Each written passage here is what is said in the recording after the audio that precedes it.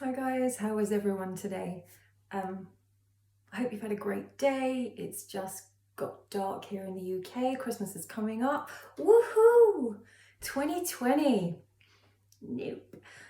I just wanted to come on and talk about kind of what's been going on in YouTube and what I observe um, about what's happening on YouTube at the moment, especially in this community, is utter chaos and tragedy, catastrophe, uh, fights, resentment,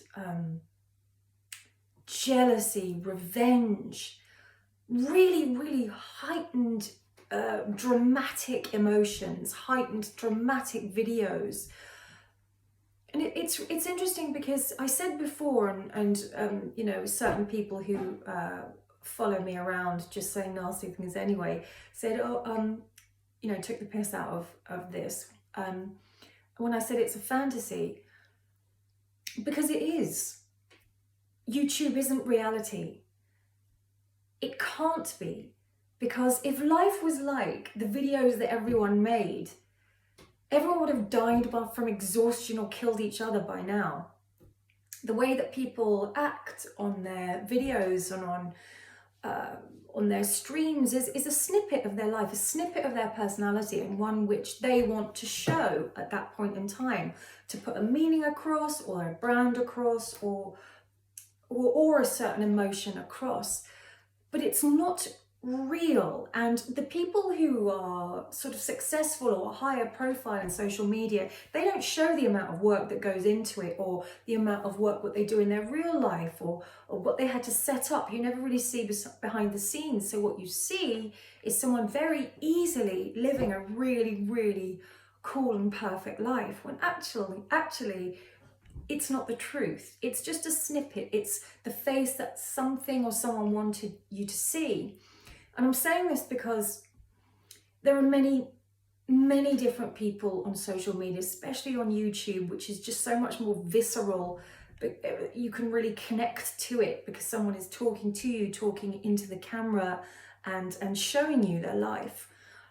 But many vulnerable people fall sort of astray to it because it starts to consume their self-worth. Which is a very, very natural human instinct, is to want to be liked, to want to be accepted by your tribe, your community. And YouTube just kind of takes it that one step further, because it shortens the distance between self-gratification and desire and gratification, instant gratification, sorry. It shortens it, so you get instant gratification. You get either a like or a not like, or you get abuse or you get nothing. Tumbleweeds, the kiss of death. And so you immediately get a response. It's a bit like doing theatre. You know, you perform the story and you immediately get what the audience has thought about it through applause or not applause, or someone throwing something at your face. And so YouTube kind of shortens that lifespan. So vulnerable people, or in fact all of us to a certain extent, get sort of triggered, or our heartstrings get pulled, our self-worth gets pulled by what we receive back on social media. Hence the danger. Because when we're putting ourselves out there, we don't know who is watching. There are people watching who we would never encounter in our real lives. Probably.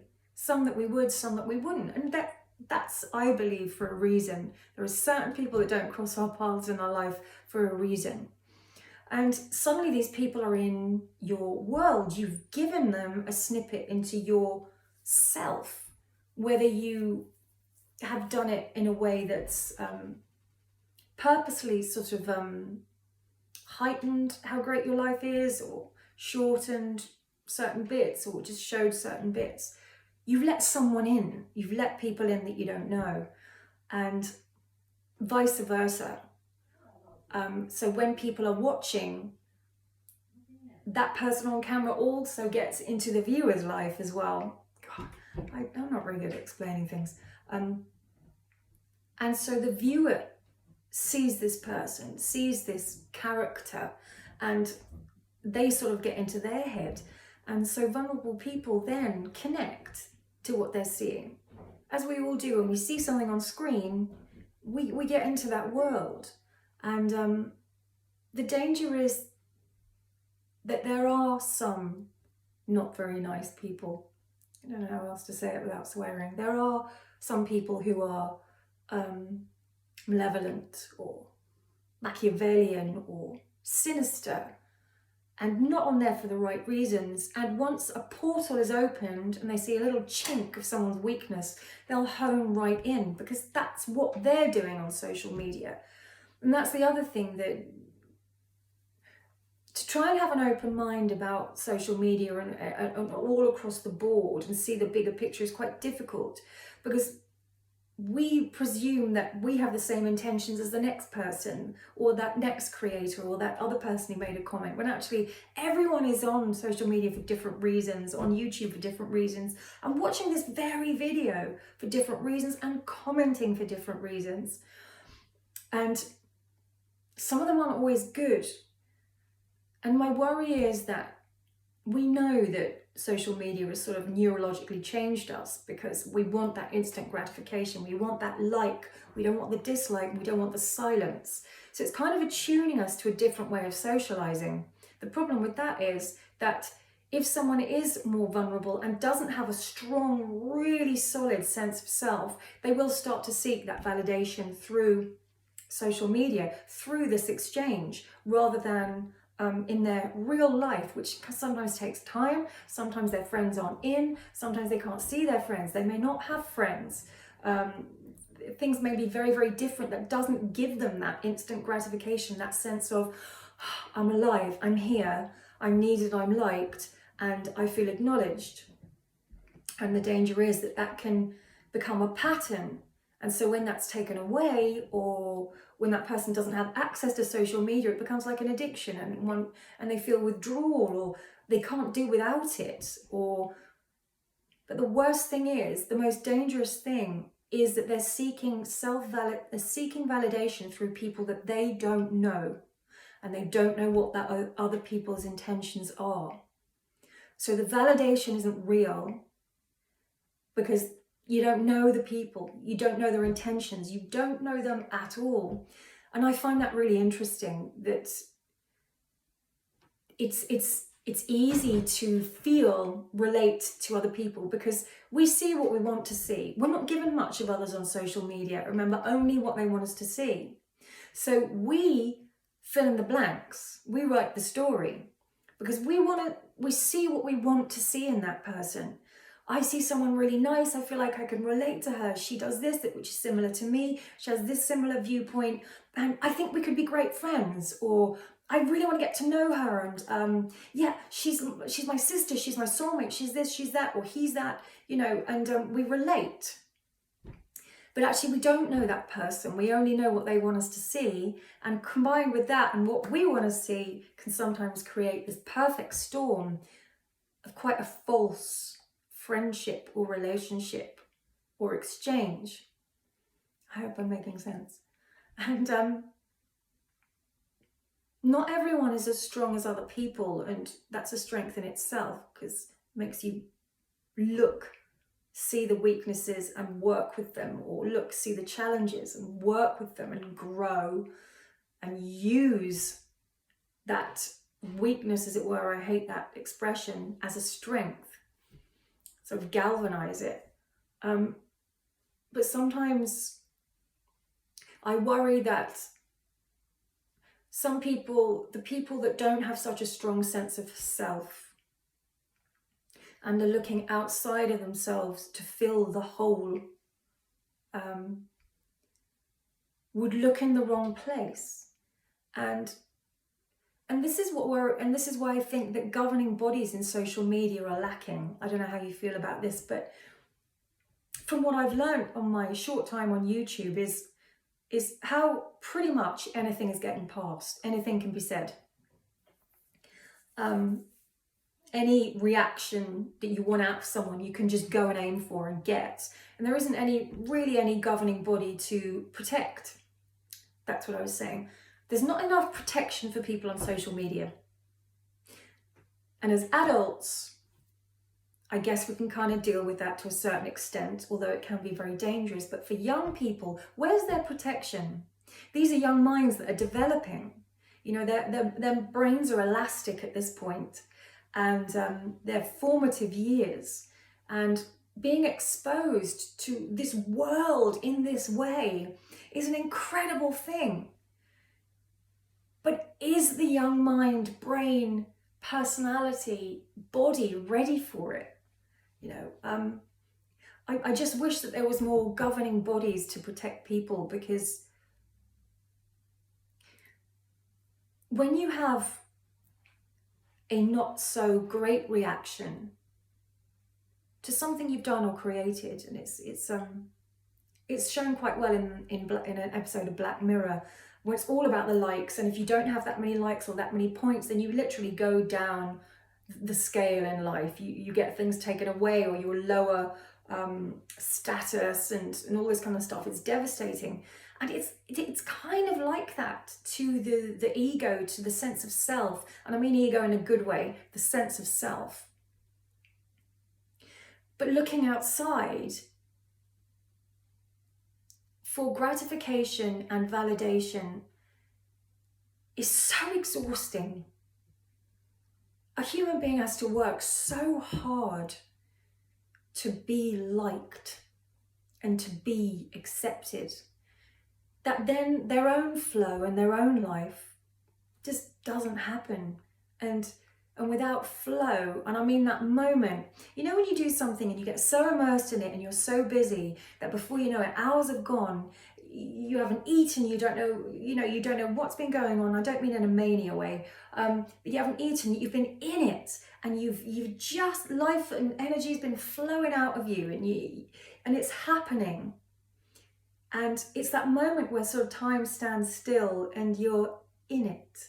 It could be when you stroke a dog and it's so wonderful for you that you're just immersed in that moment, or you have a first sip of juice, or you see someone you love, or you look at something so incredibly beautiful, or you write something, or you do a yoga pose, or you feel something, and it just holds you.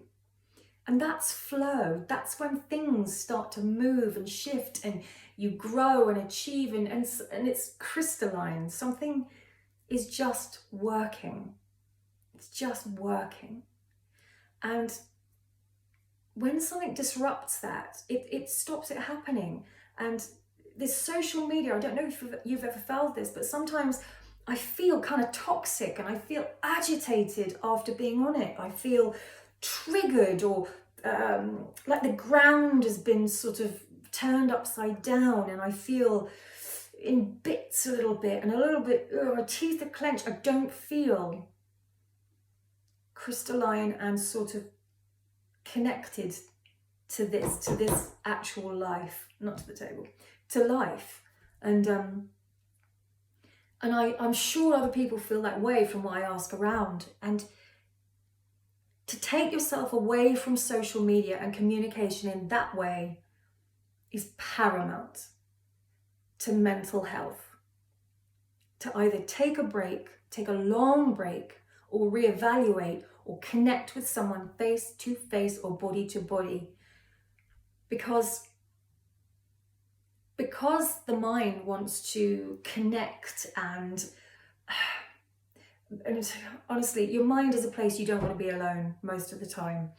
It will create stories, scenarios, connections that aren't there. It will allow you to be in the patterns that you've been in, that maybe you've wanted to change. It gives you a sort of default setting. I know I have a habit of being, I probably see the negative before the positive, and so I really try and work on that. And when I'm on social media, immediately I go to the default, more negative way of thinking. So it kind of takes away the sort of flow, the moving forwards and the moving through of a person. On the flip side, it can completely do the opposite, right? It can make you feel amazing and make you feel connected and loved and interested in the amount of information we have. I mean, I don't know how old anyone is, but the yellow pages, you'd be flipping there, or address books, flipping, you know. Now it's so fast, you can find out anything about anything, and it's incredible. I just wanted to talk about the side that is troublesome, and particularly at the moment, because on top of that, in this community, there are people that are out there to upset others, out there to do that. And a vulnerable person or a new person won't realize that. When someone is being trolled to an awful extent, a hideous extent, a person who doesn't know that that's what this person is doing, or doesn't know about trolling, or has never had this before, will think that this hideous troll is telling the truth, and that I am actually shit, I am actually worthless, I do look like a dried up old lizard, this person does hurt me, this person is going to take me to prison, this person is going to destroy me, this person's going to get in my life, you know, and it can have devastating results. Devastating. Why people do it, I don't know. I will never know. I've been doing this, you know, not that long, but I still am none the wiser as to why people would do that to another person. Why? Why would people put up comments like I saw my friends the other day, or on my channel, the most hideous things daily? Why? Well, we all know why, because there's no repercussion, but would it help them to know the effect that it had on another person? How would they feel if they knew that what they'd said about another person, that if they told them to kill themselves, that person didn't? How would they feel if they had? You know, how would they feel? Would they care if they destroyed the confidence of a human being? Would they care if it affected that person's day? I don't know. Is it worth us talking about this or not? Or is it that people who troll, people who literally try and destroy the people online and speak to them like they're absolute rubbish, just don't care? The way that you can say things on there that you would never say to someone face to face, ever. And is that fun?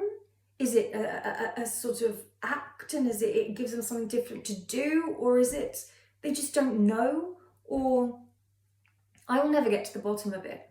But I do know that it's worth trying, because one day someone all of us knows won't be able to handle the abuse that they're getting. And then I couldn't live with myself if I allowed that to happen, or if us as a community allowed that to happen. You know, we're better than that. We're better than that. And I think we all have to be a little bit more gentle and a little bit more understanding of others' points of view. The grey area. Because when someone disagrees with us, when it's written on social media, there's no way to decipher whether this person is trolling, doing it on purpose, doing it for fun, laughing at us, sneering at us, or they're genuinely asking us a question. And it's very difficult to work out. So if we are a little bit more gentle in the way we speak to others, maybe they receive it a little bit differently, and then maybe there will be a little bit less strife to someone who is struggling, or someone who just needs a little bit of good communication. And even, it's important to people even we don't know, to give them a chance. Very difficult to do, I know, especially in this community. Everyone is very hard. It's quite a hard community, and very defensive and very protective. But at the same time, there's lots of vulnerable people. But maybe before we write something, maybe before we put too much of our own point of view across, we can ask questions more. Maybe ask questions. That might be a way to start, and it might just help someone. Anyway, let me know your thoughts, guys. I rambled on saying just a couple of points in very, very complicated ways. Yeah, let's all give each other a little bit of a chance, maybe. It's been a tough year for lots of people. Doesn't need to get any tougher.